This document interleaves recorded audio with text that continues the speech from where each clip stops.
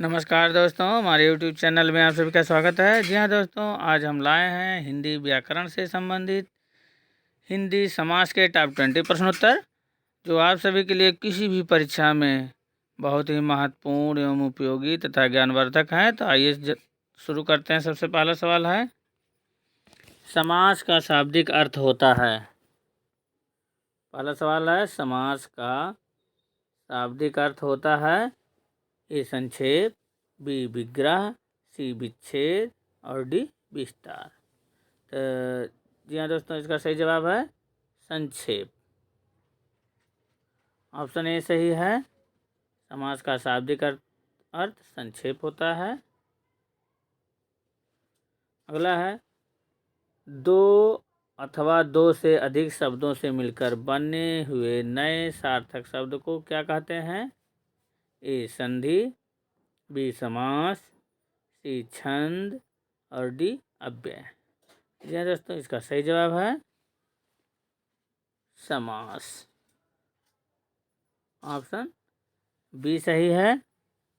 दो या दो से अधिक शब्दों से मिलकर बने हुए नए सार्थक शब्द को समास कहते हैं। समास की परिभाषा है। ऑप्शन बी सही है। अगला है, जिस समास में उत्तर पद प्रधान होने के साथ ही साथ पूर्व पद तथा उत्तर पद में विशेषण विशेष का संबंध भी होता है, उसे कौन सा समास कहते हैं? ए बहुब्रीहि, बी कर्मधारय, सी तत्पुरुष और डी द्वंद्व। जी हाँ दोस्तों, इसका सही जवाब है कर्मधारय समास। ऑप्शन बी सही है, कर्मधारय। अगला है, निम्नांकित में कौन सा पद अव्ययी भाव समास है? जी हाँ दोस्तों, निम्नांकित में कौन सा पद अव्ययी भाव समास है? ए कुमारी, बी आचार कुशल, सी प्रतिदिन और डी गृहागत। जी हाँ दोस्तों, इसका सही जवाब है प्रतिदिन। ऑप्शन सी सही है। जी हाँ दोस्तों, अव्ययी भाव समास में पहला पद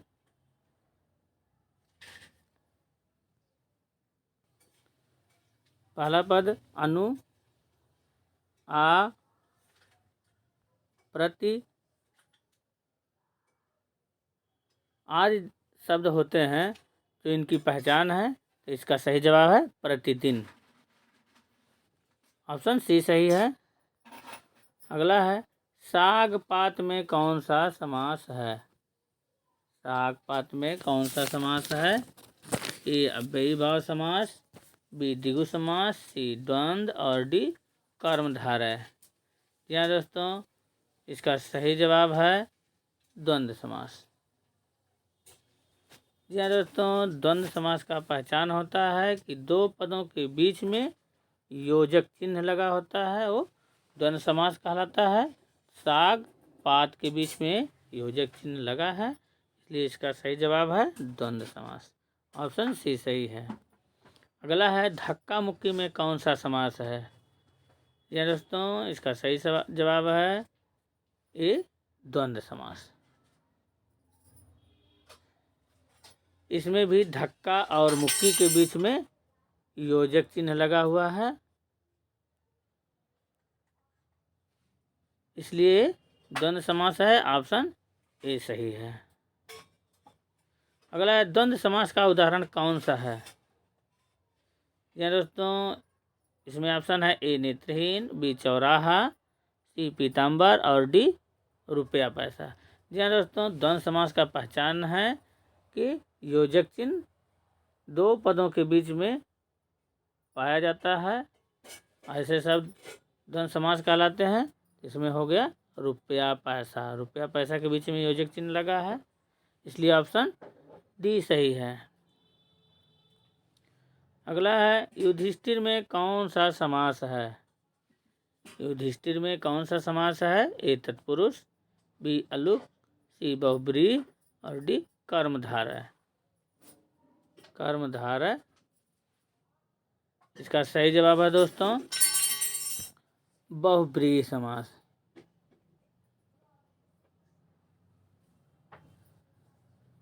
ऑप्शन सी सही है। दोस्तों, बहुब्रीहि समास में कोई भी पद प्रधान नहीं होता है और दोनों पद मिलकर के एक नए पद का निर्माण करते हैं, उसे बहुब्रीहि समास कहते हैं। इसमें युधिष्ठिर का मतलब हो गया युद्ध में स्थिर अर्थात युधिष्ठिर, इसलिए इसमें बहुब्रीहि समास होगा। ऑप्शन सी सही है। अगला, वनवास में कौन सा समास है? वनवास में कौन सा समास है? ए कर्मधारय, बी तत्पुरुष, सी द्वंद्व और डी बहुब्रीहि। जी हाँ दोस्तों, इसका सही जवाब है तत्पुरुष समास। ऑप्शन बी सही है। अगला है, भाई बहन में कौन सा समास है? ए तत्पुरुष, बी द्वंद्व, सी बहुब्रीहि और डी द्विगु समास। जी हाँ दोस्तों, इसका सही जवाब है द्वंद्व समास, क्योंकि दोनों पदों के बीच में योजक चिन्ह लगा है, इसलिए ऑप्शन बी सही है, द्वंद्व समास। अगला है, निम्नलिखित में से एक शब्द में द्विगु समास है, उस शब्द का चयन कीजिए। जी हाँ दोस्तों, इसका सही ऑप्शन है ए पुरुष सिंह, बी भूदान, सी सप्ताह और डी आजीवन। जी हाँ दोस्तों, द्विगु समास का पहचान होता है जिसमें पूर्व पद पहला पद जो होता है संख्यावाचक विशेषण होता है, तो इसमें सप्ताह। ऑप्शन सी सही है, सप्ताह द्विगु समास का उदाहरण है। ऑप्शन सी सही है, सप्ताह अर्थात 7 दिन। अगला है, चतुर्भुज में कौन सा समास है? ए तत्पुरुष, बी द्वंद्व, सी कर्मधारय और डी बहुब्रीहि समास। जी हाँ दोस्तों, इसका सही जवाब है बहुब्रीहि समास। चतुर्भुज अर्थात 4 हैं भुजाएं जिसकी, अर्थात विष्णु। इसमें ऑप्शन डी सही है, बहुब्रीहि समास। अगला है, चक्रपाणि में कौन सा समास है? ए तत्पुरुष, बी अव्ययी भाव, सी बहुब्रीहि और डी कर्मधारय। जी हाँ दोस्तों, इसमें भी बहुब्रीहि समास होगा। ऑप्शन सी सही है, क्योंकि चक्रपाणि अर्थात चक्र को धारण करने वाले भगवान विष्णु। सी सही है।